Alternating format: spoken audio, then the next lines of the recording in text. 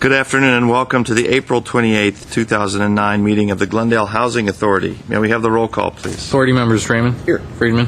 Here. Mincy. Here. Brazzian. Here. Quintero. Here. Weaver. Here. Chairman Najarian. Here. May we have your report? The agenda for the April 28, 2009 regular meeting of the Glendale Housing Authority was posted on Thursday, April 23, 2009 on the bulletin board outside City Hall. Thank you. The next item? Approval of minutes.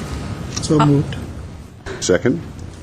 I was absent on March 31st, so I was here for the other one.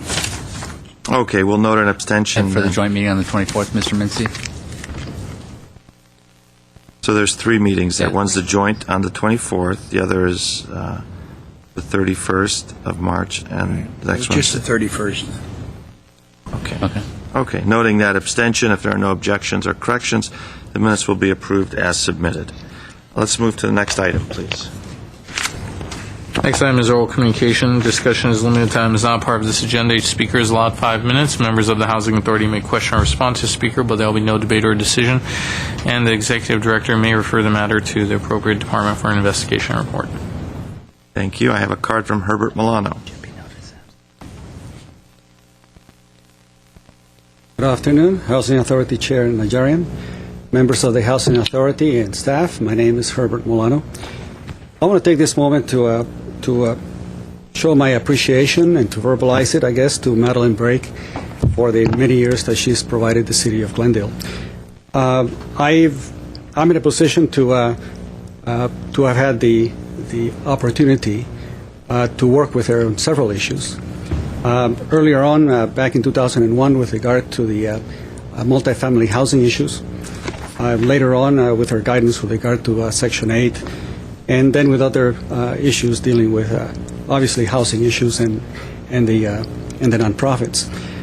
I think, Madeline, that you have given us the type of leadership and guidance that we all truly appreciate. It's a level of professionalism that I wish that if my daughter were to undertake a course or a career, that it would be just like you, Madeline. Her staff and the staff of the Housing Authority has always been cordial. They have bent over backwards to be accommodating, and they have always been very professional, so I can tell that a significant amount of training has been prevalent in this particular department. I am, really sorry to see her go, because I think that she's brought a particular ethos that all other departments should follow. Now, if I were to advise my daughter on following up a college career in sociology or in this type of public service, I would have doubts as to whether or not I would recommend that for her. She's an econ major today.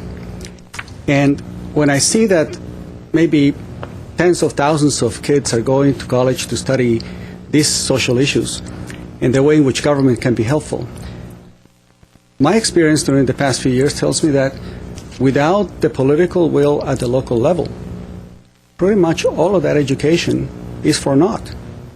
I mean, you could study to death all of the social issues and how to solve them, but all government is local, and if it doesn't take place here, where does it take place?